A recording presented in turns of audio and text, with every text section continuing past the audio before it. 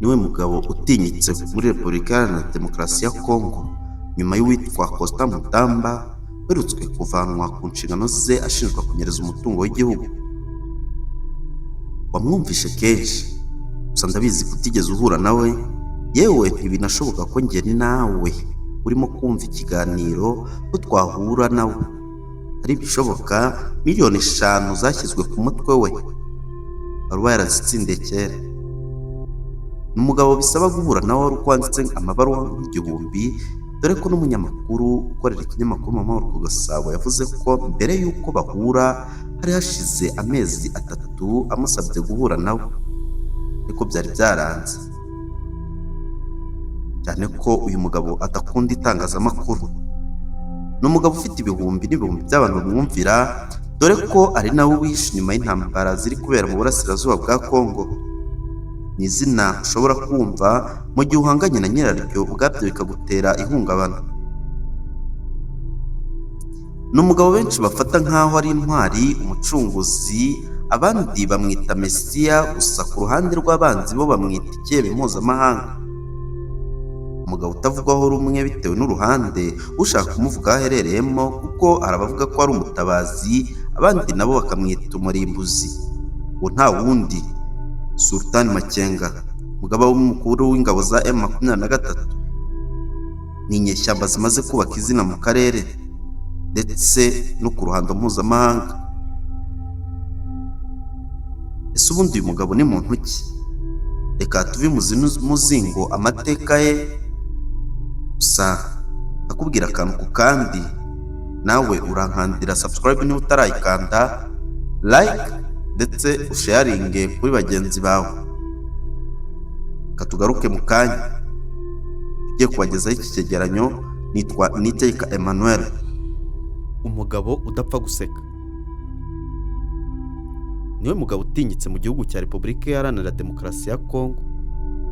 Avugwa nk'inkubi y'umuyaga mu Burasirazuba bwa Congo. Izina rye rivugwa bucece n'abategetsi, rivugwa mu majwi manini n'inkambi z'impunzi zihejwe n'intambara. Amazina ye yuzuye ni Sultan Makenga, ariko benshi bamwita Komanda Makenga, umugabo udapfa guhinduka. Ni umugabo uhora yambaye umwambaro wa gisirikare ukamubona akomeye. Ni umugabo utagira icyo atinya, amaso yareba kure, ibitekerezo bye bikarenga imipaka. Sultan Makenga avukiye mu karere k'Uburasirazuba bwa Congo. Dore amateka arambuye ya General Sultan Makenga kuva yavuka kugeza kuri ubu 2025. Yavutse kuwa 25 Ukuboza 1973 mu karere ka Rucuru mu mujyi ya Kivu y'Amajyaruguru, ubwo igihugu cyitwaga Zaire. Kiri muto yagaragaje ubushake bwo kwinjira mu gisirikare. Yakuriye mu buzima bwa gisirikare aho yari muto cyane, ariko agahita ajyanwa mu nyeshyamba zo mu misozi ya Kivu.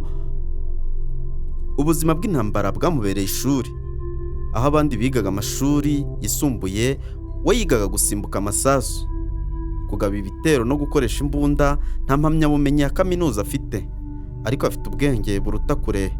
Ubwo bamwe biga ibitabo ntibamenye ibibera mu gihugu cyabo.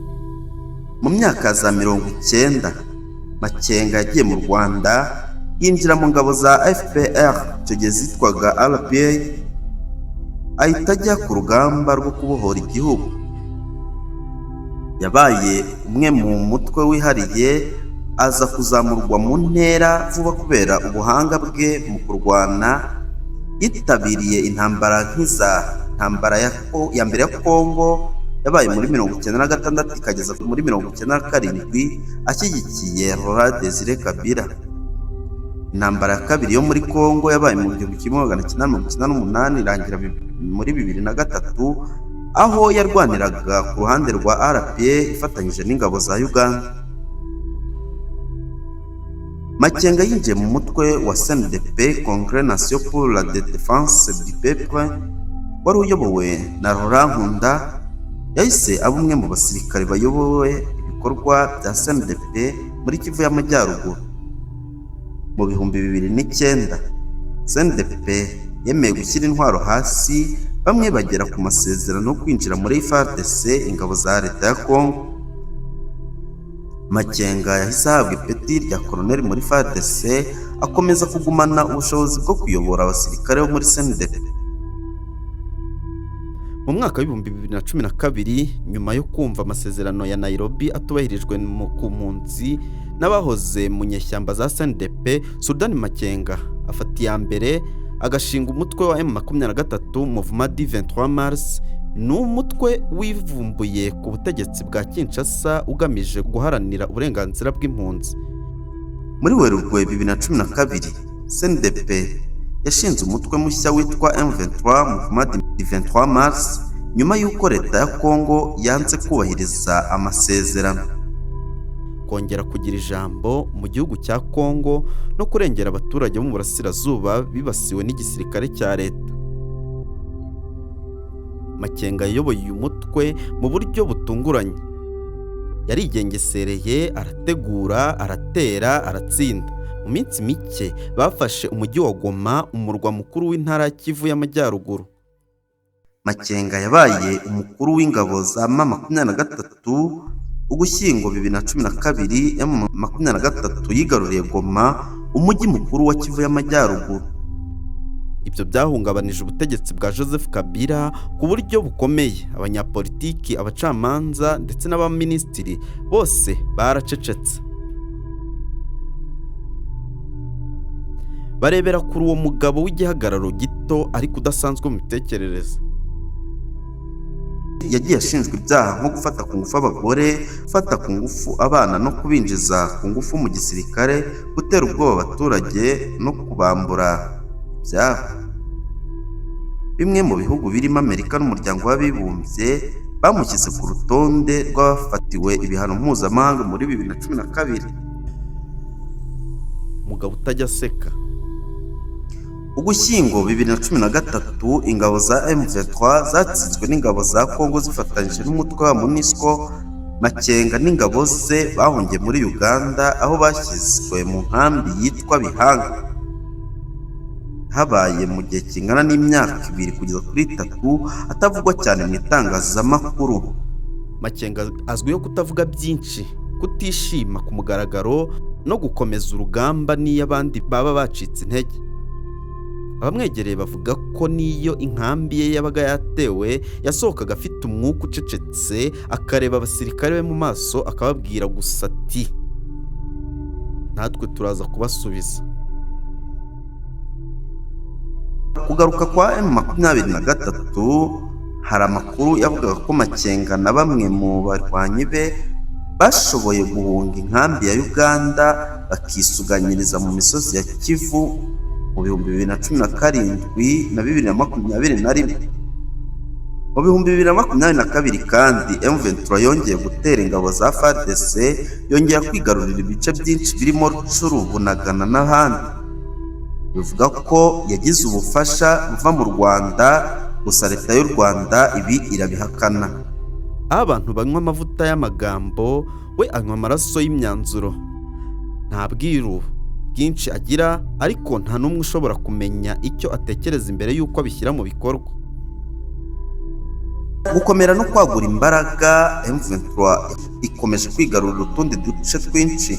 Makenga abumwe mu bayobozi b'ingenzi. Umutwe wa M23 yongera kugaragazwa nk'umusirikare ukomeye ku rwego mpuzamahanga. Ni umugabo w'amayeri. Abahanga mu bya gisirikare bavuga ko Makenga akoresha imitekerereze ishingiye ku buhanga bwo kugaba ibitero bihindura imitekerereze y'akarere. Akoresha hit and hide tactic, aho igitero kigabwa ku buryo gitunguranye kigahita gikurikirwa n'iyinjira mu misozi aho indege zitabasha kugera. Muri 2024 Kanama, urukiko rwa gisirikare muri Congo rwafatiye Makenga igihano cy'urupfu mu rubanza yaregwagamo adahari.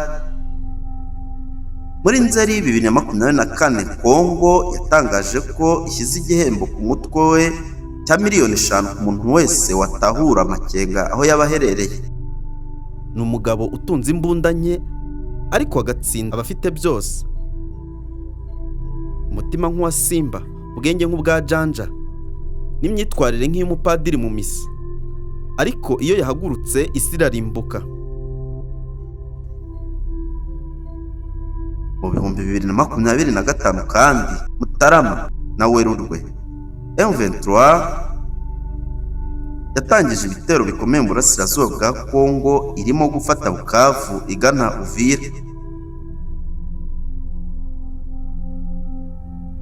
Kuri 16 Gashyantare 2025, Makenga yagaragaye mu mashusho avugana n'abasirikare ba FARDC bafashwe, ababwira ngo bamushyigikire mu guhirika ubutegetsi bwa Kinshasa.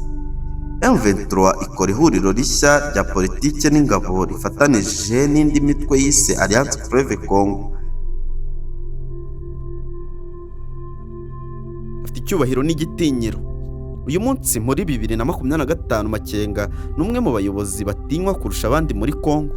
Buri mujenerali wo mu ngabo za leta FARDC amufata nk'icyitegererezo. Nta cyumweru gishira atavuzwe izina rye ku maradiyo yo muri Goma, Bukavu cyangwa Bunagana. Amakuru y'ubu, Makenga ni umugaba mukuru w'ingabo za M23 n'umuyobozi w'igisirikare cya AFC. Afatwa nk'umwe mu bagize ingaruka zikomeye ku Burasirazuba bwa Congo muri iki gihe. Akomeje gushakishwa n'inzego mpuzamahanga, ariko akigaragara nk'umusirikare w'inararibonye udafite ubushake bwo gushyira hasi intwaro. Bamwe bamufata nk'intwari irengera rubanda, abandi nk'umusirikare w'umwicanyi, ariko nta n'umwe utamwubaha. Perezida wa Congo ntamuvuga amazina, ahubwo amwita groupe zarme ngo adahungabanya igihugu.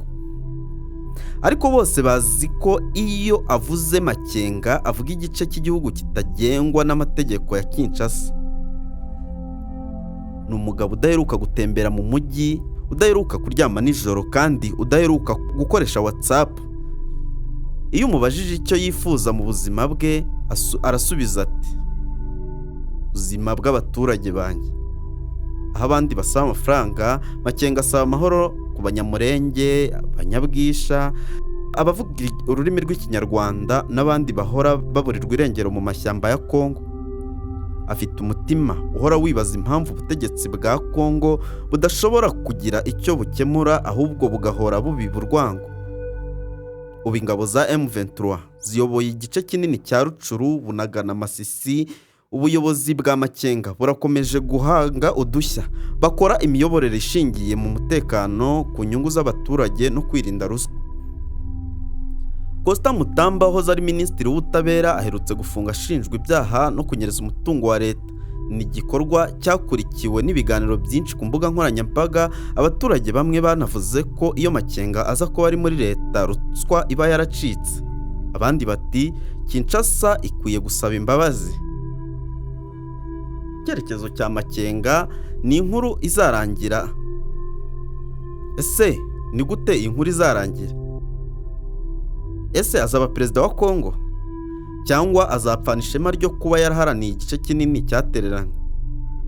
Amateka y'akarere yanditswe n'abanyamahanga, Makenga yanditse akandi gace karimo amarira, imirwano, ariko gafite n'icyizere. Nta muntu ubizi, ariko ubwo abandi baseka we arategura. Ubwo abandi basinzira we ahugira ku byangombwa. Ubwo abandi barwana bashaka imitungo, we arwana ashaka amategeko ahana ubukene ndetse n'ivangura n'akarengane. Sultan Makenga ni ishusho y'ingabo zitari za leta, ariko zifite icyerekezo kirenze kuba impunzi.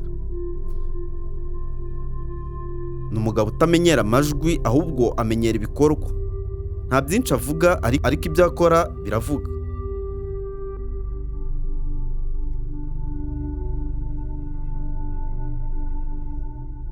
Reka tuzamure ijwi ducecetse imyaka myinshi. Reka twumve ijwi ry'ubutwari n'icyerekezo. Reka tuvuge tuti Makenga, umugabo udapfa guseka.